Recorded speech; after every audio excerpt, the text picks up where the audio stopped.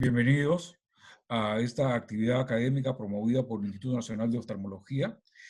El tema de hoy es uveitis anteriores autoinmunes y para tal efecto vamos a contar con la presencia de la doctora Vanessa Valderrama Albino, quien es médico asistente del Departamento de Uvea y Enfermedades Inflamatorias Oculares, y del doctor Eduardo Ventosilla Zapata, médico residente del Instituto Nacional de Oftalmología.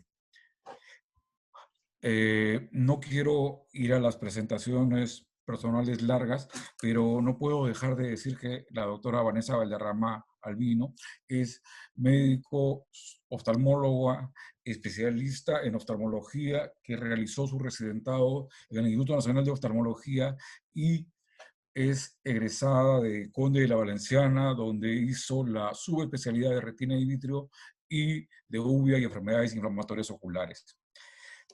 Sin mayor preámbulo, por favor, adelante, señores doctores.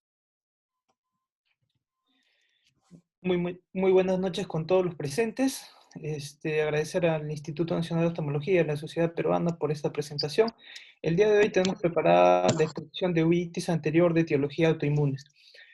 Para ir comenzando con el tema, ahí está. Vamos a hablar en particular de las espondiloartropatías seronegativas. Las espondiloartropatías seronegativas son un grupo de enfermedades con una característica en común. Dentro del espectro de uveitis anterior no son tan frecuentes, pero sí es importante saber algunos signos clínicos que nos pueden orientar al diagnóstico.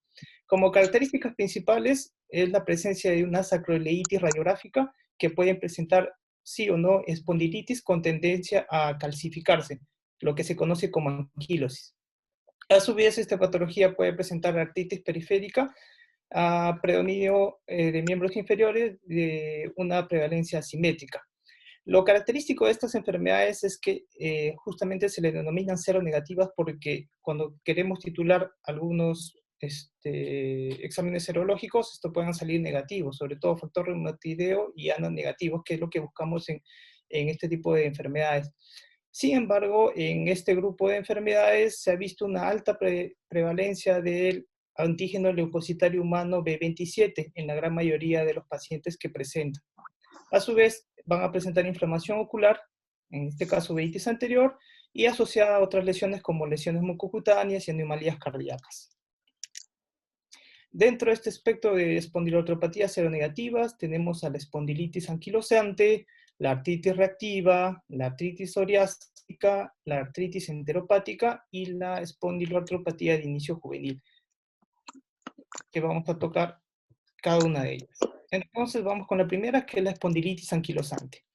La característica principal de esto es que es una inflamación de articulaciones sacroiliacas y de la columna vertebral.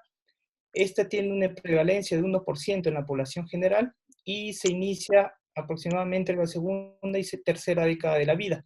Es más frecuente en los pacientes varones, hasta 4 veces más. La patogénesis no es tan definida hasta el momento. Se dice que hay una asociación con una infección por Klebsiella o Shigella, y esto va a estar predominantemente asociado en pacientes con el antígeno leucocitario humano B27, que en esta enfermedad se encontraba hasta el 96% de ellos.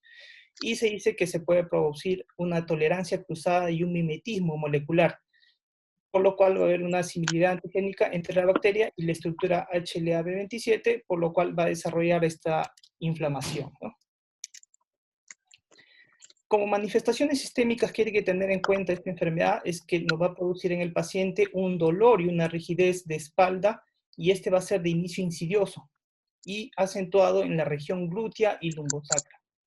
Importante en esta clínica es de que este dolor va a ser mucho mayor en las madrugadas y en el reposo, y va a mejorar durante la actividad física y el calor. Esto último se utiliza inclusive como terapia de mejora en los pacientes. También otra característica es la anquilosis de articulaciones sacroiliacas y columna vertebral, dando un aspecto de espina de bambú. A su vez también va a haber una pérdida de la lordosis lumbar, una reducción de la expansión torácica, puede presentar artritis periférica, puede presentar también entesopatías, que es la inflamación en lugar de la inserción de los tendones y fascias, y otras complicaciones como regurgitación aórtica, fibrosis pulmonar apical, prostatitis crónica y depósitos amiloides. Dentro de las manifestaciones oculares, y no solamente de la espondilitis anquilosante, sino de todo este grupo de enfermedades, es la uveitis anterior unilateral, recurrente y alternante. Dentro de estas son no granulomatosas.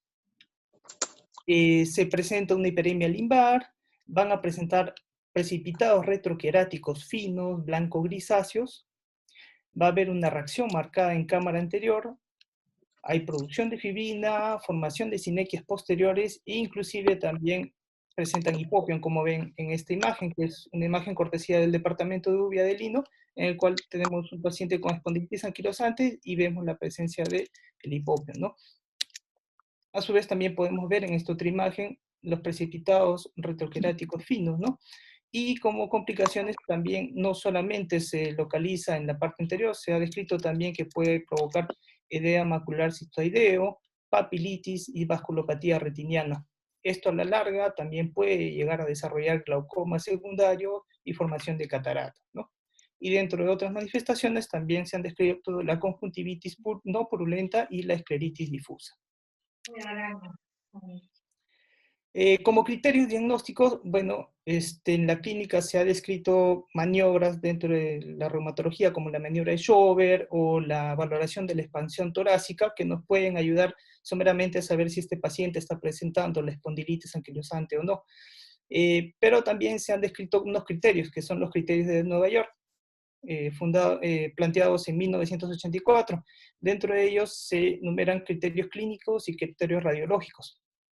Como criterios clínicos, el dolor lumbar que sea mayor a 3 meses, que mejore con el ejercicio y no se alivie el reposo, que presente una limitación del movimiento de la columna lumbar y limitación de la expansión torácica, como les había manifestado.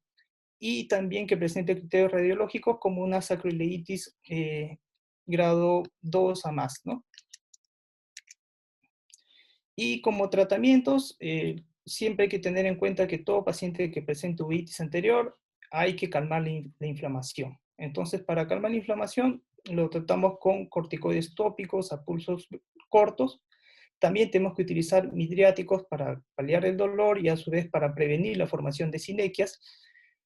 Si esto está complicado con edema macular quístico, podemos utilizar inyecciones perioculares de triamcinolona de 40 miligramos por mililitro o corticoides sistémicos. A su vez, también se ha planteado antiinflamatorios no esteroideos vía oral como terapia de mantenimiento para prevenir las recurrencias. Y si tenemos una clínica que ya es más complicada aún, o recrudece más frecuentemente, podemos utilizar otras terapias como los inmunomoduladores, como el metotrexato de 7.5 a 20 miligramos, utilizados una vez por semana, o la satioprina de 1 a 2 miligramos por kilo de peso diario. Y últimamente se está optando también por la terapia biológica, los anti-TNF-alfa, como tenemos el infliximab, el adalimumab y el etanercept, que están dando buenos resultados. La segunda patología que vamos a hablar es la artritis reactiva. La artritis reactiva está caracterizada por una triada, que es la presencia de artritis, una uretritis no gonocócica y presencia de conjuntivitis o uveitis.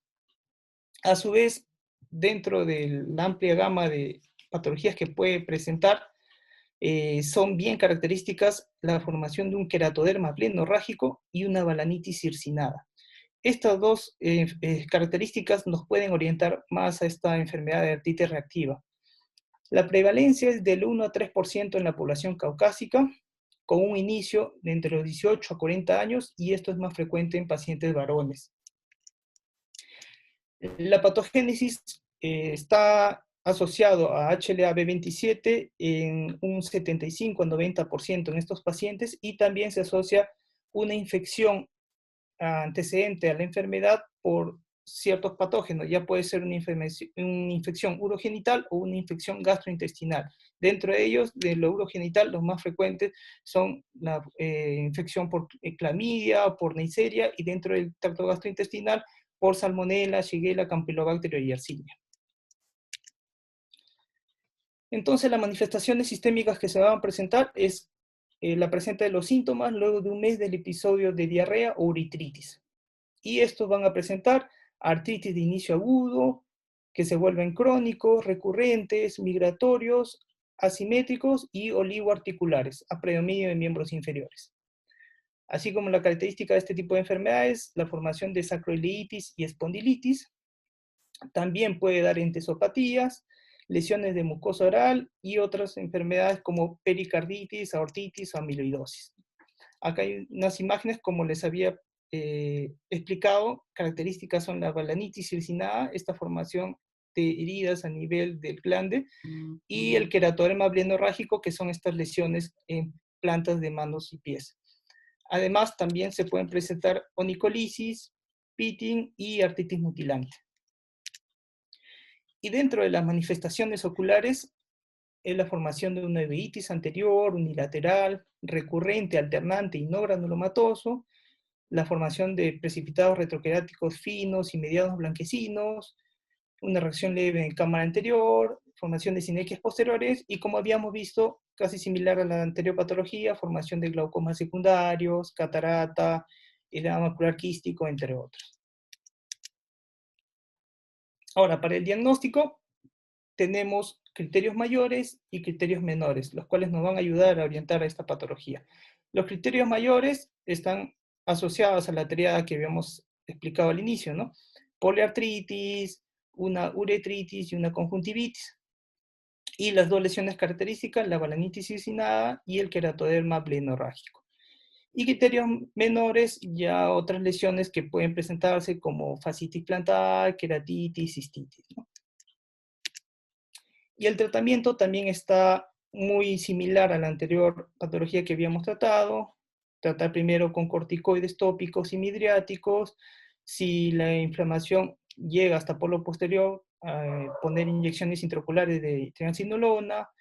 También podemos utilizar metotrexato y azatropina y la terapia biológica.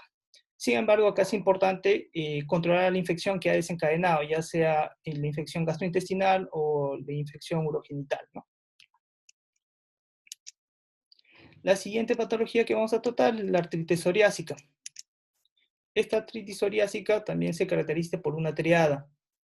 Esa triada lo estoy poniendo en recuadros para que sea de fácil recordar, ¿no? La triada es psoriasis, poliartritis y factor reumatoideo negativo. La prevalencia de esta enfermedad es del 1-2% en la población caucásica, y de los cuales 5 a 7% de pacientes van a presentar la psoriasis. Se dice que tiene un inicio entre la segunda y tercera década de la vida, y esta es más frecuente en mujeres, a comparación de las anteriores. La patogénesis también no está del todo claro, está asociado hasta el 50% de pacientes que presentan HLA-B27, y se dice que hay una asociación con una infección previa por estreptococo, estafilococo, por lo cual va a generar que los queratinocitos puedan procesar antígenos bacterianos y activar células T, de esta manera causando la inflamación. La manifestación sistémica es diversa y se caracteriza básicamente por una artritis, pero esta artritis puede ser una artritis monoarticular, una poliartritis crónica o inclusive una artritis oligoarticular, de la cual esta última es la más frecuente, entre 50 a 70%. También van a formarse lesiones cutáneas exfoliativas en forma de parches, así como espondiloartritis, que es característica de este grupo de enfermedades, y artritis mutilante y otras enfermedades como regurgitación aórtica, fibrosis pulmonar apical y amiloidosis, como vemos en las imágenes.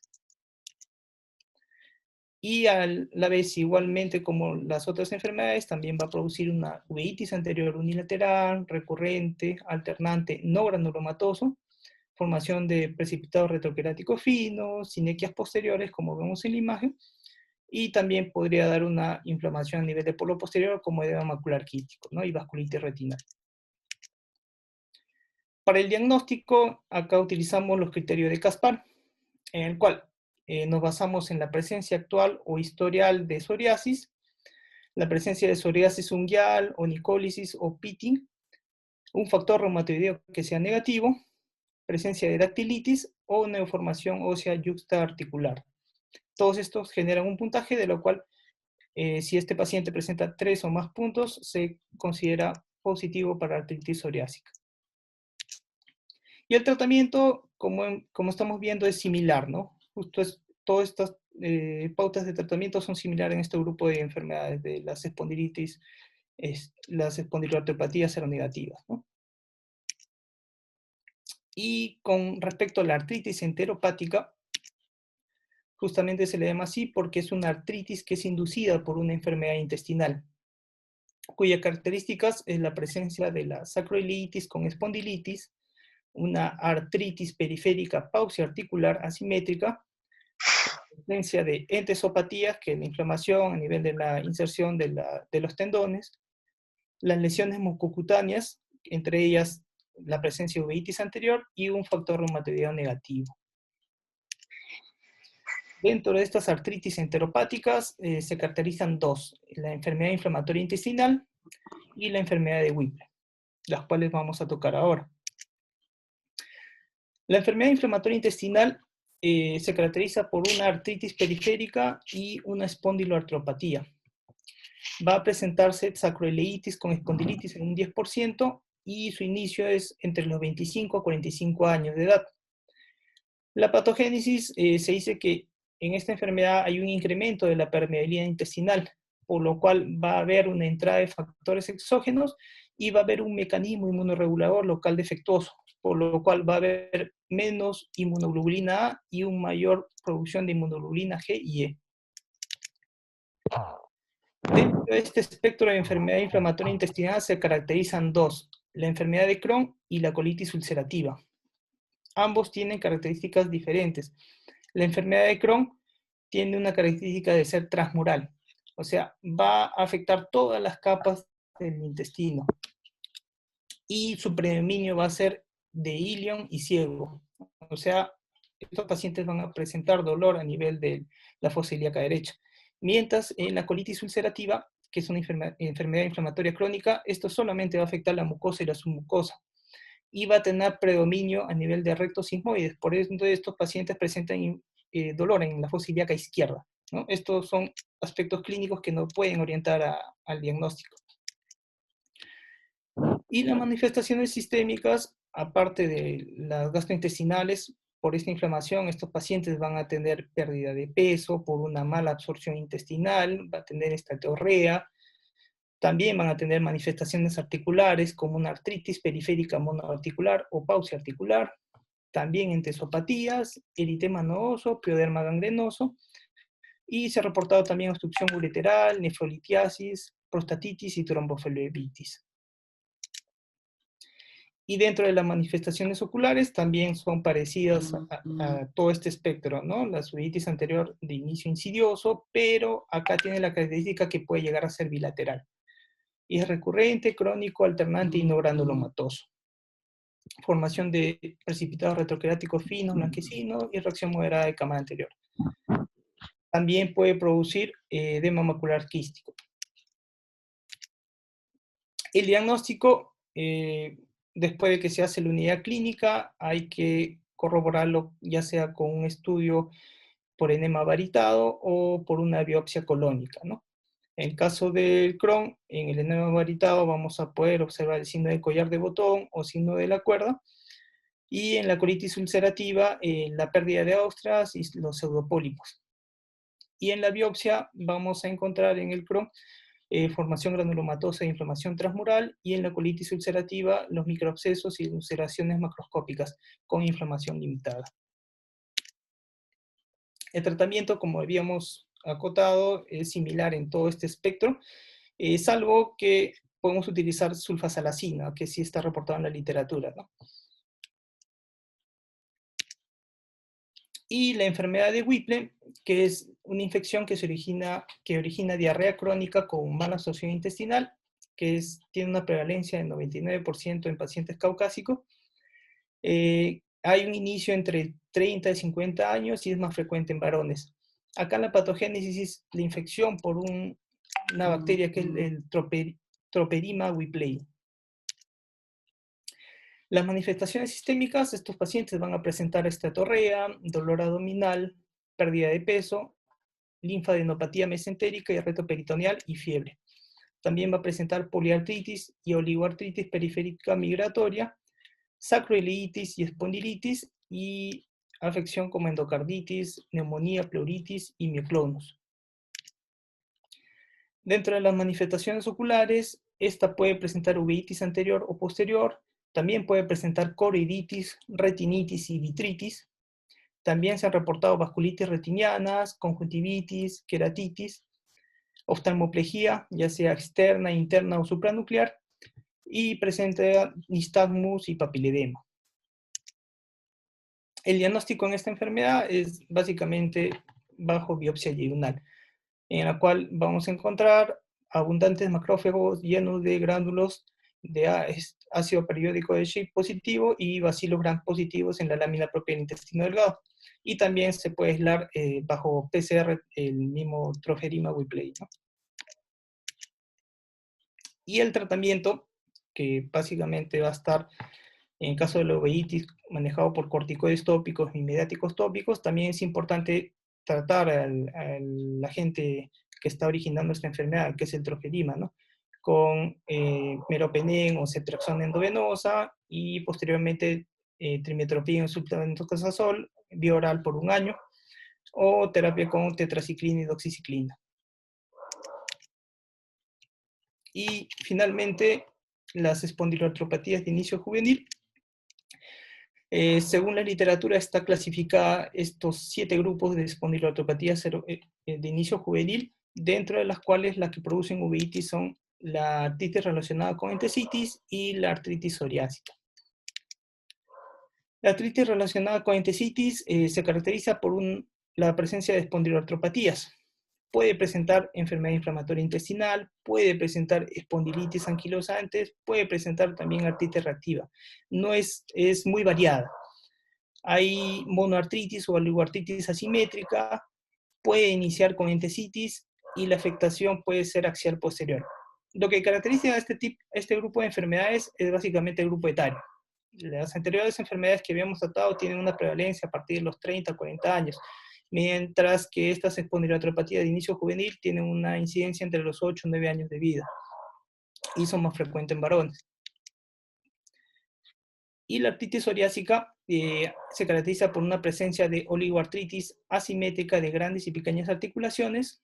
Puede presentar este paciente dactilitis, pitting, onicólisis, inclusive psoriasis, pero una característica fundamental es esto, la presencia de ANA positivo en 80% de pacientes.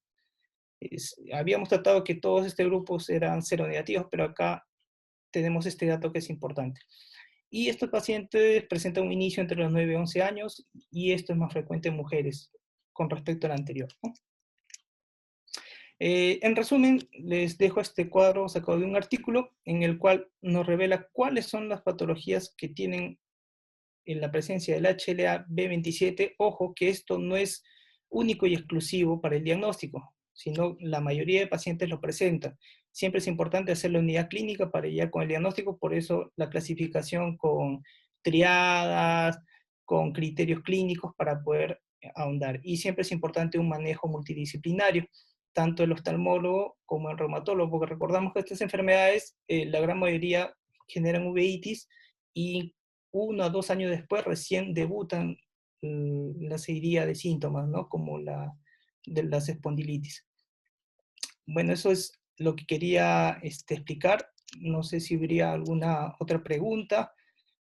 Ya con la doctora Valderrama vamos a ahondar en lo que es las últimas terapias de tratamiento, algunos artículos, pero básicamente la clínica para poder hallar el diagnóstico, ¿no? Muchas gracias, doctor Ventosilla, por una revisión tan interesante y extensa. Ahora la doctora Vanessa Valderrama nos va a presentar una revisión de varios artículos a propósito de este tipo de uveitis anteriores asociadas a enfermedades autoinmunes, tanto de la infancia como del adulto, y muy especialmente HLA-B27. Muchas gracias, doctor Ventosilla. A usted, doctor.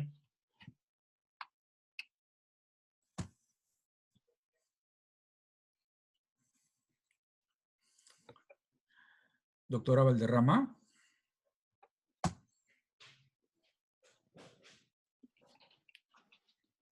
Doctor Ramiro, creo que de repente podríamos pasar las preguntas. Sí, Creo que sí. Creo Sí, que tiene. mientras yo voy cargando mi presentación. ¿Estás entrando, Vanessa?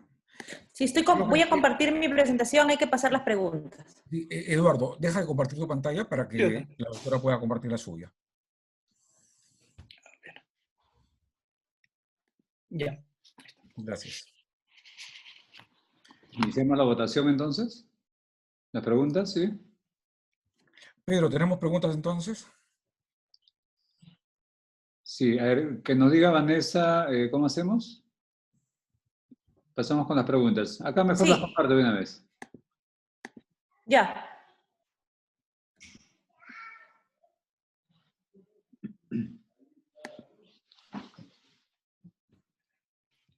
Ya están en la pantalla, espero que las estén viendo y ya pueden votar. Pueden responder.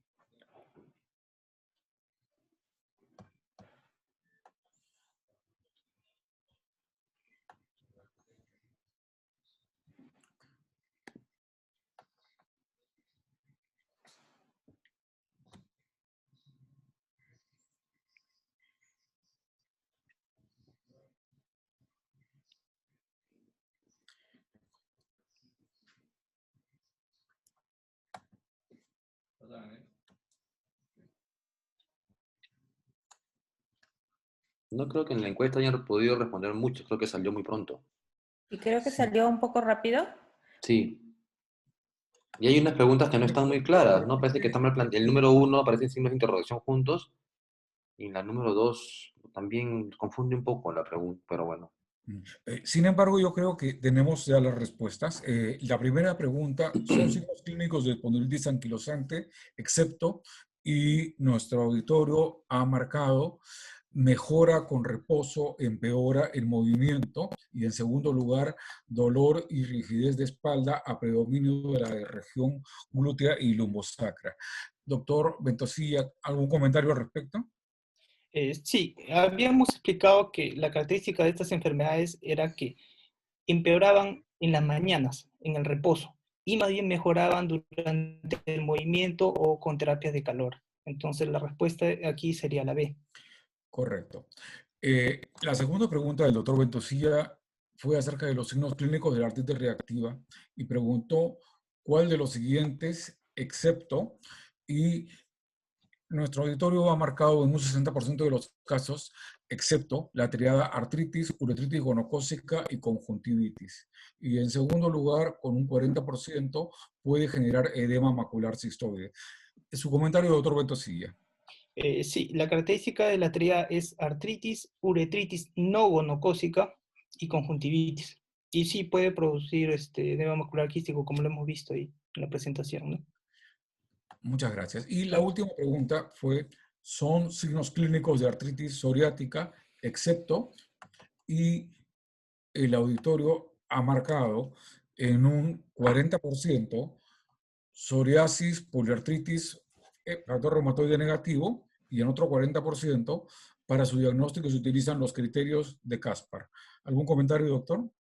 Aquí la respuesta sería, dentro de todo este grupo de espondilitis o de espondiloartropatías seronegativas, se caracterizan por la formación de precipitados retroqueráticos finos, más no gruesos ni en grasa de carnero, porque esto es una enfermedad no granulomatosa. Correcto. Entonces, ahora sí, vamos a escuchar a la doctora Vanessa Valderrama, que ha revisado varios artículos al respecto. Adelante, doctora Valderrama. Hola, muy buenas noches. Gracias, Eduardo, por la revisión.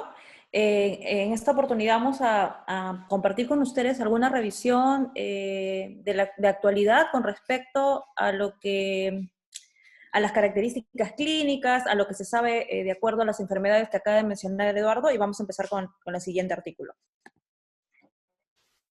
En el artículo que les estoy mostrando acá va a hablar sobre las características clínicas de los pacientes que tienen HLV-27. Tenemos que tener en cuenta criterios puntuales acerca de este gen. Este gen se caracteriza por estar presente hasta en un 15% de algunas poblaciones, sin que la persona tenga alguna patología. ¿Qué quiere decir? Que de mala suerte ese gen lo tiene mi mamá, mi papá, o me lo pasa de herencia, o lo pasa de herencia a los hijos, y yo voy a tener expresado el gen. Y de repente hago la enfermedad como puede ser la espondilitis anquilosante, o no puedo hacerla, pero simplemente expreso el gen, o puedo tener el gen y hacer uveitis dentro de la enfermedad de la espondilitis anquilosante, como sin estar dentro de la enfermedad de la espondilitis anquilosante o de cualquier espondilitis diferente a la anquilosante. Como ya mencionó Eduardo, puede ser la artritis psoriática, las asociadas a enfermedades intestinales, las reactivas, y en fin, ¿no? Entonces tenemos que tener esos criterios importantes porque de eso se basa este artículo. Como les había mencionado, hay poblaciones que pueden tener hasta 15% de la población positivo a este gen. Entonces, si yo encuentro una uveitis en una población, generalmente se encuentra en hombres, en una población que tiene cierto, por ejemplo, razas caucásicas pueden llegar a tener en algunos reportes hasta 20%, y me hace una uveitis, estoy en la obligación de pedirle la prueba para ver si es ese gen, si tiene presente ese gen. Ahora, si el paciente me va a decir, doctora, entonces yo tengo el gen, tengo uveitis, ¿puedo hacer espondilitis anquilosante? Sí, puede ser la primera manifestación de la enfermedad. Como ya mencionó Eduardo, esta puede ser la primera manifestación de una enfermedad que se puede presentar de acá en 5 años, 10 años, en 6 meses, no, como que también nunca se puede presentar. Entonces, este artículo nos trata de explicar qué características clínicas van a tener aquellos que tienen HLA-B27 positivo asociado a espondilitis y aquellos que tienen HLA-B27 que no están asociados a espondilitis. Este es un grupo grande que evaluó a una población china a 1.525 ojos, y por eso me gustó, porque era un grupo relativamente grande, y se vio que había una diferencia entre algunos aspectos clínicos, entre ambos grupos. Por ejemplo, en aquellos que tenían positivo el HLA-B27, pero aparte tenían espondilitis anquilosada ya diagnosticada, porque recuerden, como les acabo de mencionar, esta positividad al gen puede hacer que en un futuro también lo tenga, si es que en este momento no lo tengo. El tener ya las dos cosas, es decir, tener el HLA-27 positivo y tener la espondilitis anquilosante ya con los criterios establecidos que mencionó Eduardo, da una posibilidad de tener una alteración o una uveitis bilateral, no así en la que solamente tiene el gen positivo. Tiene mayor cantidad de inflamación, tiene mayor cantidad, por lo tanto, de fibrina, puede presentar este hipopión característico que mostró Eduardo en la foto. También eso va a conllevar a que tenga mayor posibilidad de tener sinequias anteriores, posteriores, ¿no? Y eso conllevar a que tenga mayor complicaciones, como lo que es la catarata, el glaucoma, que se puede presentar desde un 25 a 50%. Entonces, veamos que estas diferencias son importantes porque de eso va a depender mucho el pronóstico y lo que le vamos a decir al paciente para que él tome los cuidados respectivos. Cuando hablamos de la parte posterior del ojo, o sea, ahorita en el día de hoy vamos a hablar solamente de las uveitis anteriores, pero tenemos que entender que muchas de esas enfermedades autoinmunes también afectan la parte posterior y a veces las dejamos pasar. En este estudio en sí, vieron que la alteración a nivel vascular mediante fluorangiografía no mostraba diferencia significativa entre ambos grupos, entre los que tenían espondilitis y los que no tenían espondilitis. Pero me pareció importante porque hasta un 25% de todos los pacientes con HLA-27 tenían una hiperfluorescencia de los vasos en la etapa arteriovenosa y venosa temprana, y desde ese momento empezaba a hiperfluorescer, y hacia la etapa tardía se veía fuga de la fluorescencia a nivel de la periferia. Pero eso ya será tema en otra oportunidad cuando hablemos de la parte posterior. El siguiente artículo va a detallar algunos aspectos importantes de por qué presentamos la foto característica de ese hipopión que ustedes pueden ver allí. Cuando yo hice la especialidad de uveitis, mi maestro me dijo, porque una de las primeras patologías que yo vi en la especialidad de uveitis fue la uveitis anterior asociada a hipopión. Y él me dijo, cuando tú veas un hipopión, lo que tú tienes que presentar, dejando de lado, obviamente, las endoftalmitis, que bueno, ya son bien sabidas y que es clínico, que después de un trauma o después de una cirugía se van a presentar. Después de que tú descartes todo eso, tienes que saber cuáles son las patologías que se van a asociar a una uveitis con hipopión. Y solamente son dos claramente conocidas. Una es la enfermedad de Behçet y la otra son las uveitis asociadas a HLA-B27. Y eso es importante saber, porque cuando llega uno, entonces ustedes rápidamente saben, esa es una o es la otra, y no va a haber pierde. Entonces, eso les va a ayudar al oftalmólogo o al médico que lo vea a hacer una dirección específica hacia determinada enfermedad. Y nos va a ayudar tanto para ver el pronóstico y para ayudar al paciente en su enfermedad de fondo, ya que sabemos que los diferentes inmunosupresores o modificadores de la enfermedad reumática van a ser diferentes para cada tipo de patología. Entonces, en este artículo se estudiaron a 285 pacientes, de los cuales 81 tenían hipopión, ¿ya? Y de ellos 1.513 tenían uveitis posterior. Miren que el segundo lugar son las uveitis posteriores, ¿no? Entonces, ¿ellos qué se vio? Que había una diferencia significativa entre dos patologías, nada más como les había mencionado. Entre los que estaba asociada a HLA-B27 positivo y Behçet. También puede aparecer en la artritis idiopática juvenil, en la sarcoidosis, en la enfermedad de Bowen, y realmente puede aparecer en cualquier enfermedad que sea de aspecto autoinmune, pero lo primero que yo tengo que pensar, si veo un paciente con hipopión y una uveitis sin etiología probable infecciosa, tengo que pensar en cualquiera de las dos patologías. Sí se encontró en este estudio que el hecho de haber tenido este problema tan aparatoso no tenía un riesgo mayor, si es que se trataba oportunamente, claro, a tener mayores complicaciones que cualquier otra enfermedad con uveitis. O sea, no iba a ser más glaucoma, no iba a ser más queratopatía en banda, no iba a ser más sinequia posterior, pero siempre y cuando se tratara a tiempo. Quiero presentarles este otro artículo a propósito de lo que mencionó Eduardo, y esa es en base ya no a HLA-27, sino a lo que es artritis idiopática juvenil. Y este tema de artritis idiopática juvenil es otro gran mundo que podría ser no solamente una clase de un día, sino podríamos hablarlo toda una semana, y no solamente por la implicancia reumática, sino que la primera manifestación o síntomas después de la patología articular en un paciente con AIJ o artritis idiopática juvenil es la uveitis. Entonces lo tenemos que tener claro. Y el problema es que durante mucho tiempo no lo hemos tenido claro. O sea, durante mucho tiempo, reumatólogos, pediatras, oftalmólogos, pediatras, ubiólogos, no hemos sabido manejar o ponernos de acuerdo cuáles son las pautas específicas para cada uno de estos pacientes. ¿Por qué? Porque los pacientes, en primer lugar, podían presentarse como a diferentes edades, ¿no? Con debut de la enfermedad, otros porque podían venir al consultorio sin la enfermedad, porque simplemente el reumatólogo por tener la enfermedad lo mandaban, pero estaban asintomáticos, o a veces llegaban, o por lo contrario, llegaban al consultorio de oftalmología como uveitis, pero que no sabía que tenía artritis, o también llegaba ya con tratamiento o llegaba ya complicado.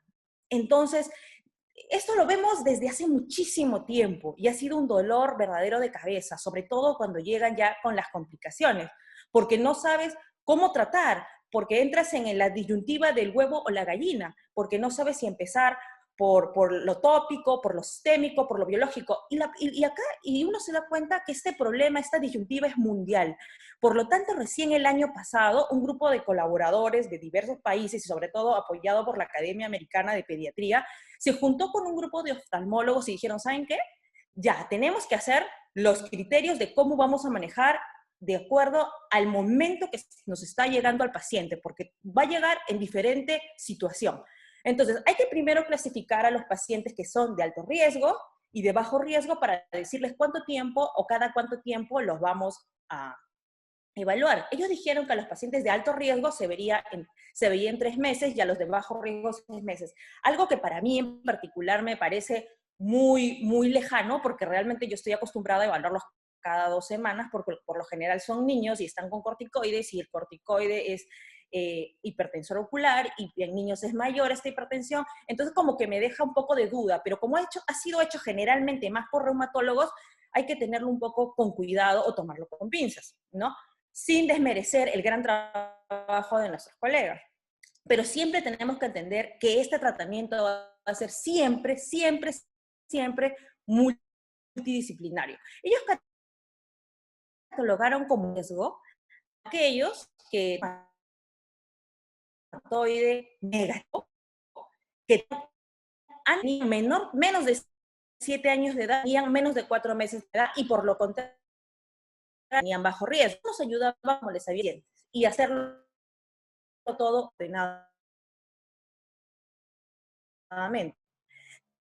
Claro, que siente con una uveitis, yo tenía que tener una disminución de las gotas, si ya estaban usándolo, y teníamos que hacerlo mensualmente al paciente. Algo que también me parece que debería hacer porque es mucho para controlar a un niño. Pero es que si el niño no está usando gotas, es algo que también es un poco... Hasta 19 situaciones en el paciente. Acá he puesto un resumen de todas ellas porque es vago y muchas entran en la...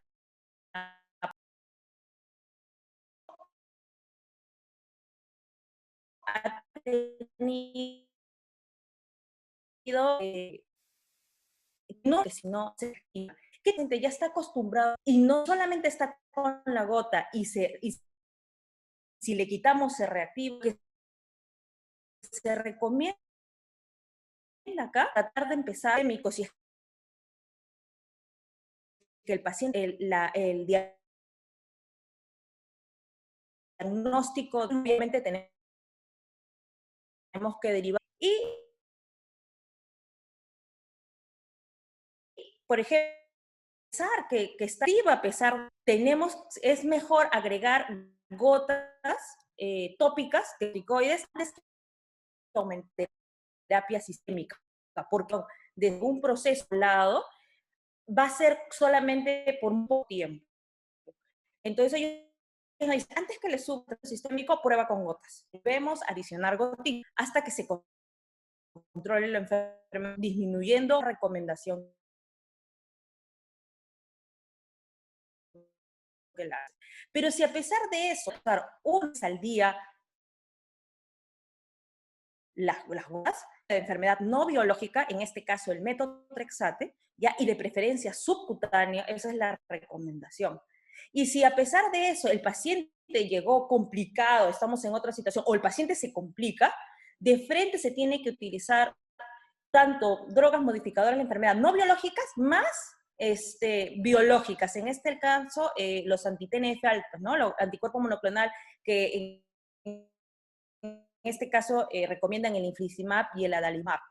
Y si a pesar de que estaba con todo eso, se activa, también la recomendación es volver a usar gotas y no aumentar la terapia de biológico o de corticoides sistémicos, sino usar nuevamente las gotas. Y esa es la importancia que yo he encontrado más en este artículo, porque ya no es algo de manejo, o sea, a pesar que se está manejando tratamiento sistémico, ellos dicen, vuélvele a poner la gota, porque con la gota vas a disminuir la inflamación local que está ocurriendo en ese momento. Avísale al reumatólogo lo que está ocurriendo, porque eso no lo vas a poder manejar tú adecuadamente. Pero lo que sí vas a manejar tú adecuadamente y lo que vas a poder ver cuantitativamente es la inflamación ocular que está ocurriendo y que lo puedes ver con la lámpara hendidura. Entonces, súbele la gota y lo vas espaciando poco a poco. Y le vas avisando al reumatólogo para que él vea si le sube después, posteriormente, las dosis de drogas modificadoras de enfermedad biológica o no biológica, o si le cambia. Eso ya va a ser tratamiento multidisciplinario. Pero tú, como oftalmólogo, auméntale la gota, pero manéjalo no tan alejado, manéjalo. Yo en particular recomiendo verlo, yo siempre los veo cada 2 o 3 días, hasta que yo vea que ya se ha controlado la inflamación adecuadamente para recién ya espaciarlo a una semana, ¿no? Y cuando uno ya ha controlado aparentemente la inflamación, para yo querer disminuir la dosis de un tratamiento sistémico, por lo menos tienen que pasar 2 años para que yo esté tranquilo y decir que no se va a reactivar la enfermedad. Eso es las conclusiones de esta gran guía, que más o menos tiene como 18 páginas, ¿no? También existen otras enfermedades o otras patologías oculares del segmento posterior que se pueden presentar en estas enfermedades, como les mencioné. Tal es el caso de este paciente de 6 años que ya tenía tratamiento inmunosupresor, y que de un momento a otro presenta dolor ocular, ojo rojo y disminución de la agudeza visual que llegó a 20/35, con una celularidad en cámara anterior de 0.5 y en el en el vitrio también. Y como vemos, a las primeras fases no se ve, en la fase temprana, arteriovenosa, no se ve fuga de la fluorescencia, pero esto va aumentando conforme va yéndose a fases más prolongadas. Y se ve claramente una membrana neovascular, la cual mejora aumentando la dosis de metotrexato 10, y con el uso de antihigiénicos como el ranibizumab en esta ocasión, con una sola dosis mejoró a la siguiente consulta, que fue el mes, y no volvió a haber reactivación, y se hizo el seguimiento por 9 meses. Y aquí les dejo otros artículos que puedan revisar. Me ha tocado ver estos dos casos, tanto el desprendimiento de retina seroso por un artritis. Es poco frecuente, sí, pero sí se ve. Si ustedes ven un niño que tiene un desprendimiento de retina seroso o un desprendimiento de retina y les ha dicho que no se ha golpeado, es difícil realmente, porque todos los niños, ¿qué niño no se golpea, no?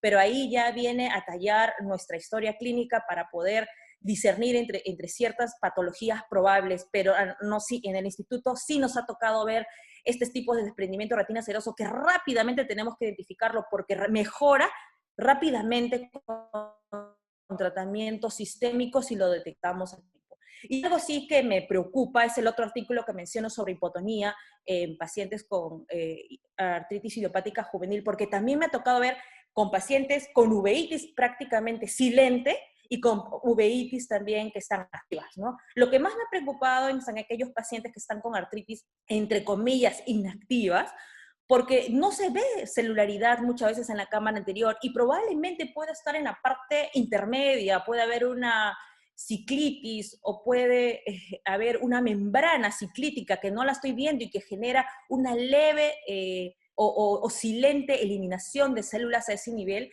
que no me permita ver o evidenciarla y que solamente la voy a poder ver con un VM. Lo he visto, ¿no? Pacientes niños un poco más grandecitos que se dejan tomar la presión, porque a veces un niño como no se deja, a veces uno no le toma, ¿no?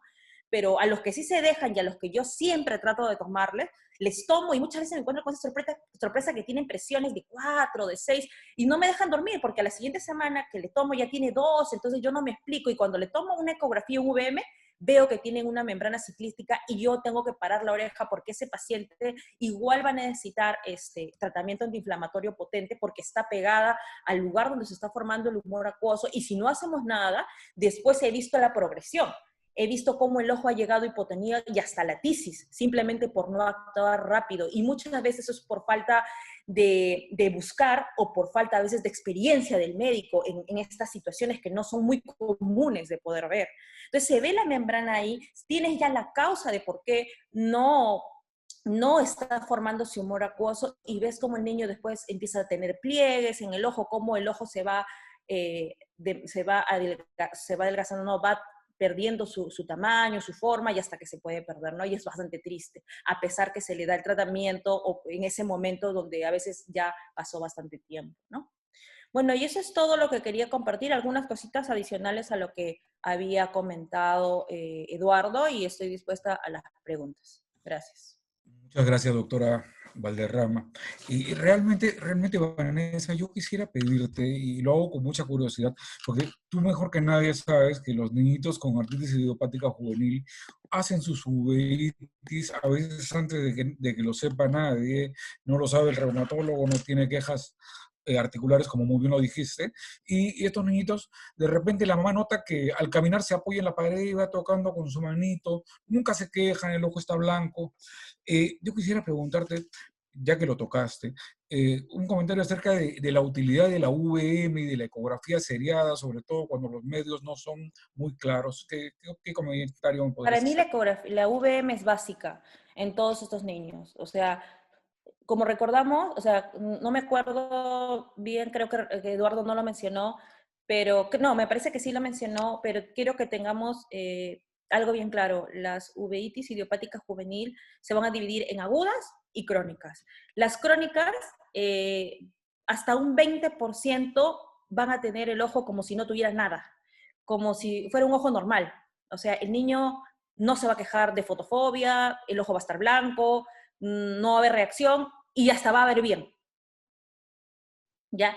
Entonces, va a ser cuando ya llega a un estadio final o estadio avanzado para darnos cuenta que realmente, porque ya hay complicaciones, que realmente el ojo se afectó. Y eso no puede pasar. O sea, nosotros tenemos que prevenir eso.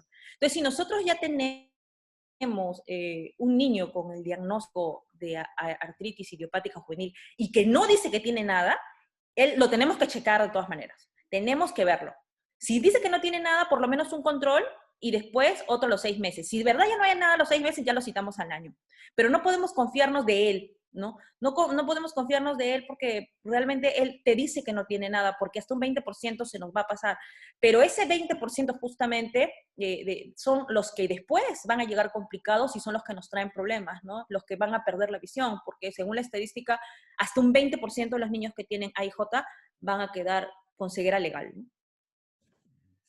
Muchas gracias. No tengo preguntas hechas en el chat, pero si es que alguno de los presentes en el auditorio quisiera hacerla, por favor levante la mano o participe a través del micrófono. Había un comentario que alguna vez escuché al doctor Rubens Balford. Él decía, la uveitis no es una foto, es una película. ¿Qué opinas tú de evolucionar a los pacientes, muy especialmente estos niñitos, a veces por muchos años, Vanessa? Realmente estos niños, a mí me toca verlos, bueno, yo desde que he regresado del fellow, bueno, ya han pasado 6 años y a veces los he visto de 14 años, ¿no? Y ahora los veo de 20. Entonces, no los puedes perder de vista. O sea, el papá o la mamá y la mayoría, como estamos en un instituto, vemos pacientes pues de diferentes condiciones y muchos vienen de provincia con el CIS y me dicen, doctora, por favor, deme mis medicamentos, no voy a venir en 3 meses o 6 meses, y eso te hace parar los cabellos de punta, ¿no? Y dices, ¿qué? ¿Cómo es posible? No, eso es imposible. Y tú le dices, no, doctora, me tiene que dar de medicamentos porque no voy a regresar. Entonces tú te pones en esa disyuntiva de qué vas a hacer. Entonces tú le explicas a la persona, a la mamá o al papá, diciéndole que tienes que verlo, porque si no su hijo se puede morir, porque también el hecho del tratamiento es bastante pesado, ¿no? Porque usar inmunosupresores en estos tiempos todavía, inmunodeprimir a alguien, pues es de terror, ¿no? Entonces, tú no puedes estar pensando en que ese paciente inmunosuprimido puede ir libremente por la calle, ¿no? Entonces, tienes que verlo sí o sí, no solamente al principio es por la inflamación ocular, pero después que controlaste la inflamación es por el uso de los medicamentos. Hay una pregunta muy interesante del doctor Waldo Loaiza y muy de moda también. ¿Cómo funciona la teoría de los probiotas, dietas especiales, etcétera? Creo que Eduardo ha leído algo al respecto. Yo también lo he leído, pero creo que Eduardo también. ¿Quieres hablar algo, Eduardo?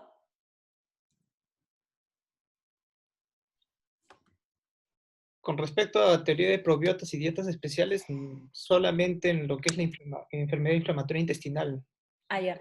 Bueno, hay teorías interesantes que hablan de la microbiota y probiota intestinal, ¿no? Se supone que todos tenemos, pues, una flora intestinal que contándola puede llegar a ser una cantidad a la milésima vez de todas las células que nosotros tenemos en el cuerpo humano, ¿no? En general, células activas, por decirlo, no microorganismos externos.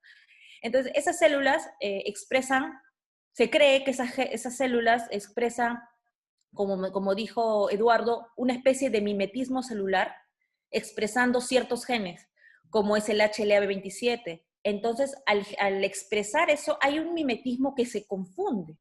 Y al producir ese mimetismo que se confunde a nivel intestinal, aumenta la permeabilidad intestinal y todo un mecanismo inmunológico raro, severo, que pasa al torrente sanguíneo y dónde más, en qué órgano es el que tiene la mayor tasa metabólica y de flujo en el organismo, el ojo. Entonces, por alguna alteración, por algún mecanismo que todavía se desconoce, pasa las barreras hematoacuosas y todas las que conocemos y pasa directamente hacia la uvea generando esa inflamación.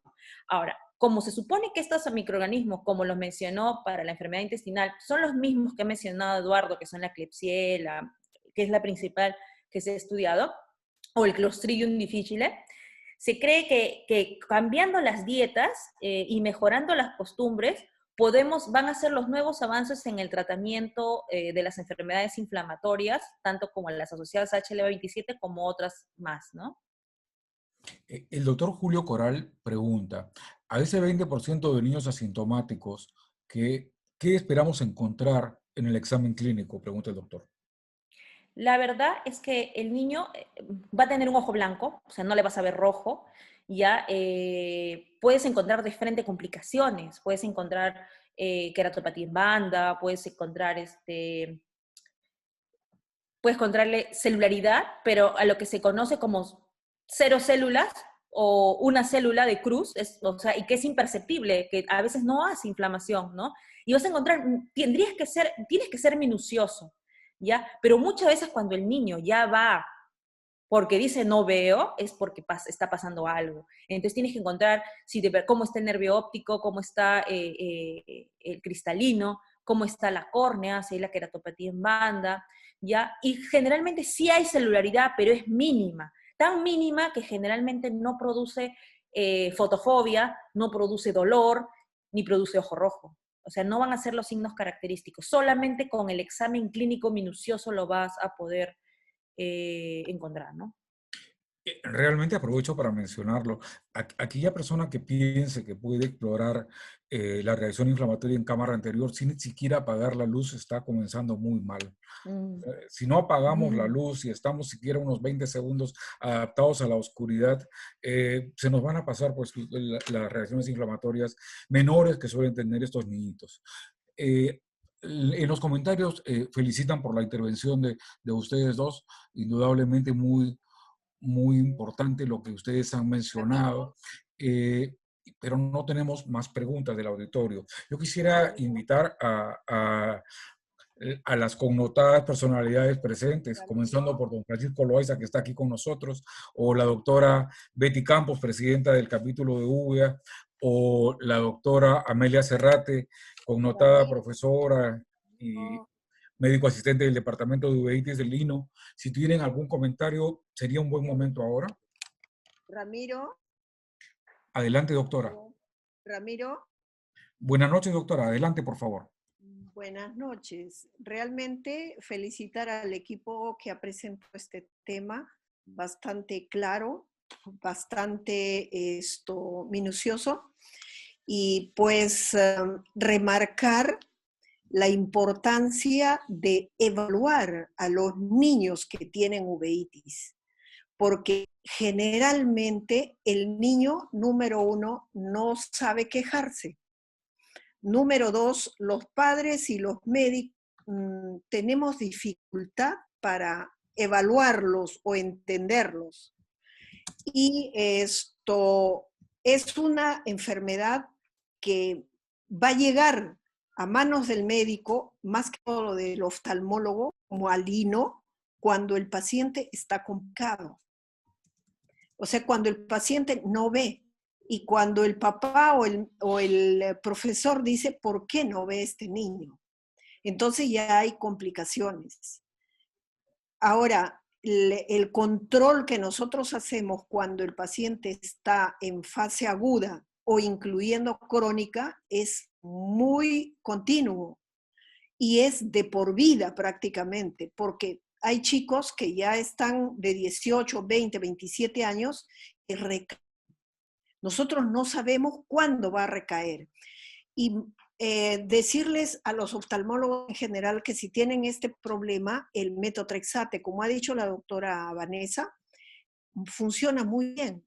Y dice resuelve hasta el 80% de los casos. A veces de 30 o 20% necesitan pasar a un segundo nivel, como son las drogas biológicas. Y dentro de los que recaen en ese grupo, y hay un grupo muy pequeñito, casi el 5%, que necesita adicionar otra droga. Entonces, si nosotros vemos a un chico y estamos tenemos que no. Doctora, no se le escucha muy bien. ¿Puede hablar un poquito más fuerte, por favor? Ya, en estos casos tenemos que hacer un seguimiento continuo y su medicación. El problema en Hino y en el Perú, supongo, es el seguimiento. Los chicos o ellos mismos, los papás, suspenden el tratamiento es insuficiente. Entonces, la recaída es segura. Ya la doctora dijo que hay que tratarlos por 2 años. Entonces, no es fácil hacer un seguimiento a un niño muy pequeño por 2 años o más, y más que de provincia. Pero si nosotros tenemos y sospechamos en artritis idiopática juvenil, tenemos que educar a los padres, tenemos que hablar muy claro que esta es una enfermedad que puede llevar a la ceguera, inclusive a la tisis bulbi. Nosotros tenemos 2 pacientes que un ojo está en tisis bulbi y el otro ojo está con una visión muy baja. Entonces, para un niño es una ceguera prácticamente de por vida y muy difícil de manejar. Sería eso lo que tengo que añadir y pues bueno, felicitarlos que la revisión ha sido muy completa. Muy buenas noches, Ramiro, ¿me escuchas? Perfectamente, Buenas noches. doctora Campos. Adelante, por favor. Claro, primero felicitar a la doctora Vanessa y al doctor Eduardo Ventosillo, han desarrollado muy claro este tema. En segundo lugar, solamente para agregar, en estos niños, como bien lo han dicho, son difíciles de examinar, los niños no hablan, ni tampoco manifiestan molestias, entonces en el seguimiento es bueno utilizar los exámenes auxiliares. Para esos niños con esas uveitis idiopáticas, esas artritis, yo generalmente utilizo bastante, o bien una ecografía o bien una biomicroscopía ultrasónica, porque ahí nos vamos viendo lo que a veces no podemos ver con el examen, porque estos niños se mueven, se movilizan mucho, no son fáciles de manejar. Y otras cosas, como también lo decía, como recibe medicamentos prolongado y mucho tiempo, es bueno también tener un manejo multidisciplinario.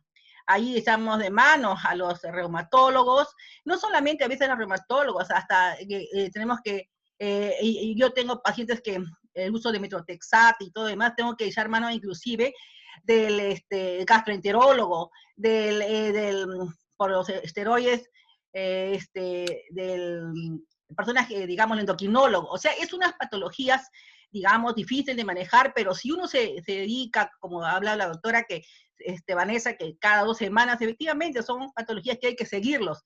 Como dice también la doctora Cerrate, hemos tenido pacientes que ingresaron a los 6 años, ahora tienen 20, 26, y lo más importante es que ven, pero nos ha costado años de seguimiento y de educación a los padres y a ellos mismos.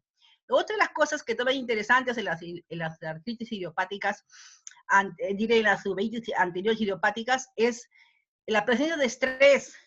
Hay un artículo del año 2006 en el ATE Oftalmología Escandinava, que donde dicen, ellos refieren, manifiestan que ellos recomiendan que han encontrado, en una investigación que hicieron, encontraron que el estrés puede ser un factor también que los lleva, los puede condicionar a las recaídas. Entonces también ese factor hay que tenerlo presente en estas artritis idiopáticas, estas uveitis por artritis idiopáticas. Bueno, ese es lo que quiero agregar, pero después pienso que la conferencia ha estado muy buena. Gracias. Muchas gracias, doctora. El doctor Elber Dueñas nos va a hacer un comentario. Adelante, Elber. ¿Qué tal, Ramiro? Un gusto saludarte y felicitar a los ponentes, tanto a Vanessa como a Eduardo. La pregunta que quería hacerles era cómo hacen para manejar el edema macular en estos pacientes que tienen uveitis. Gracias. El edema macular uveítico puede ser manejado de múltiples formas. Se han visto tanto formas quísticas como formas espongiformes, y las formas espongiformes son las más difíciles de tratar, solamente se caracteriza por haber un engrosamiento de las capas de la retina. Podemos usar diversos tipos de corticoides intravitreos, con el riesgo en un niño bastante alto de aumento de la presión intraocular. En particular, yo he tenido la oportunidad de haber puesto Orsudex, me ha ido bien, ya, pero hay que conversar con los padres, ¿no? Porque estar entrando con un niño con anestesia general, a mí me ha tocado poner niños más grandes, ¿no? De 14, 15 años, que no ha estado con la mamá, incluso siempre cuando entro con un niño voy con un papá o con mamá, y incluso en sala de operaciones de Lino les pido a las enfermeras que su mamá también entre y se vista para estar con ellos, porque le da bastante tranquilidad. Es un poco tedioso entrar por un niño porque estás estresado, que el niño se vaya a mover o no, entonces los tienes que anestesiar. Pero cuando he entrado con la mamá en un niño grande, el niño se ha dejado sin ningún problema, usando anestesia subconjuntival, el niño ha tolerado bastante el implante, y yo creo que eso es lo que nos va a ayudar bastante. También está descrito el uso de antiangiogénicos por los efectos antiinflamatorios que tiene, y el que tiene se ha usado realmente todo, ¿no? Sin diferencia significativa entre los tres grandes que se han utilizado, ¿no? Estando el Eylea, el Ranibizumab y el Avastin, ¿no? Con los tres ha estado bien. Esas son las opciones que tenemos. No sé, de repente las doctoras también han usado algo más, pero siempre subimos combinados. A veces si el edema es refractario también a veces también está indicado, y también hay artículos de agentes biológicos intravitreos, pero son estudios pilotos que están todavía en confección, ¿no? Se está usando adalimumab, ya intravitreo también, metrotexate intravitreo también. Me parece que el doctor Ramiro tiene experiencia más con metrotexate intravitreo, pero los estudios pilotos están apuntando hacia el tratamiento biológico intravitreo. ¿No, doctor Ramiro? ¿Usted qué me puede decir? Sí, Vanessa, muchas gracias. Efectivamente, hemos usado metotrexato intravitreo para manejar edema macular cistoide y creo que nos ha ido bastante bien, pero esencialmente en adultos. En niños no hemos inyectado nunca metotrexato, no tenemos experiencia. Más bien con los niños tratamos de ser estamos muy pegados al tratamiento dado con el reumatólogo pediatra. Esencialmente usamos metrotexato, micofenolato, los corticoides sistémicos, y en niñitos muy entrenados, esos chiquitos que ya vienen pues mucho tiempo al consultorio, eventualmente perioculares. ¿No? Pero no, nunca hemos hecho inyecciones intraoculares en niñitos chiquitos. Ramiro, Sí, doctora, Ramiro, por favor. Yo particularmente he usado los subtenuanos, nunca he puesto intravítreo en un niño, tampoco en los Urdex, y sí me ha ido bien, pero eso es como un tratamiento de apoyo, ¿no? Porque el sistémico, eso tiene que ser y tiene que ser continuado. Ya la doctora Betty dijo, hay que hacer por años, de por vida prácticamente esto. Y una de las causas por que los chicos pierden la visión o la visión es muy baja es por el problema de la mácula, más que por el problema del segmento anterior. Es realmente y penoso, ¿no? Porque lamentablemente nos ha pasado que llegan al consultorio niñitos que tienen retraso en el crecimiento, Cushing, florido, hipertensión ocular y el ojo inflamado, todo junto porque nos hemos equivocado en el manejo, porque hemos omitido interconsultar al especialista adecuadamente. Creo que somos muy sensibles, particularmente con los niñitos con uveitis anteriores asociadas a artritis idiopática juvenil, todos los que nos dedicamos a esto. No tenemos más preguntas, ni tampoco alguien ha pedido hacer un comentario. El doctor Escobedo ha levantado la mano. ¿Quién? El doctor Robin Escobedo. A ver, no, yo le... Robin. Hola Ramiro, buenas noches. Buenas noches, por favor, adelante. Bueno, primero felicitar por la charla, bonita y excelente charla, por los artículos de Vanessa. Solo quería aportar algo sobre el microbiota. Leí algunos artículos que la microbiota afecta el eje intestinal cerebral por medio de ácidos grasos de cadena corta, neurotransmisores y neuromoduladores. Esto contribuye al problema neuroencefálico, a enfermedades neurodegenerativas. como es el Alzheimer, Parkinson, síndrome de autismo y degeneración macular.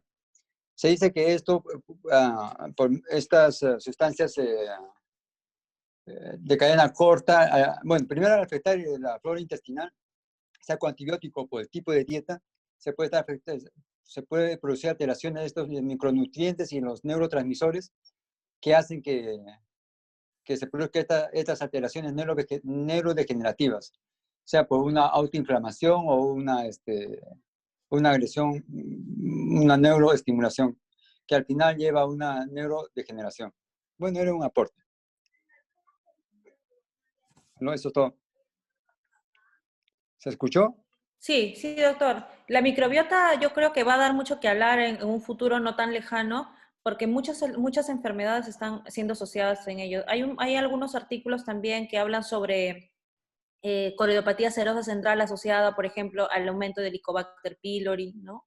Es cierto. Y entonces yo creo que falta estudiar mucho todavía y ver cuál es el mecanismo exacto de por qué a ciertas personas predispuestas les pasa o no les pasa este tipo de situaciones, ¿no?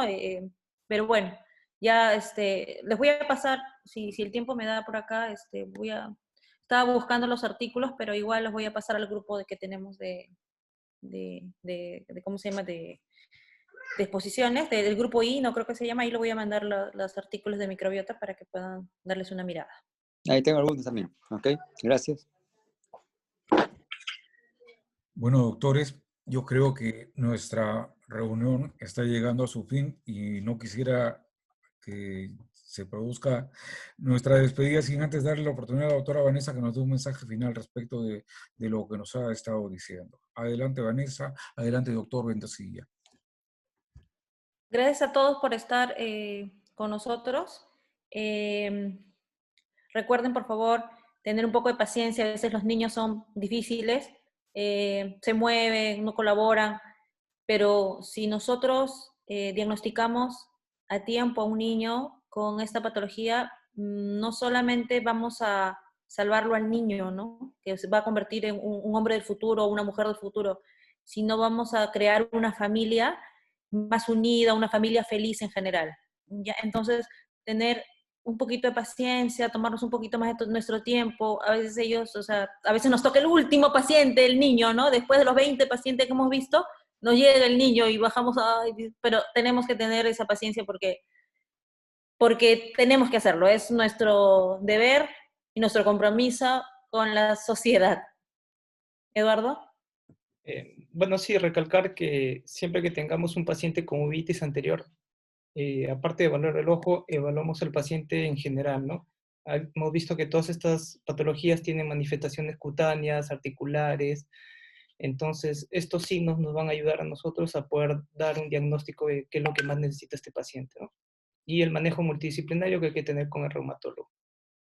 Muchas gracias.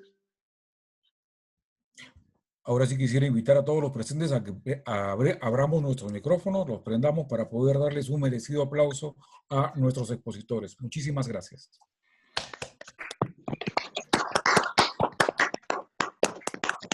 Gracias.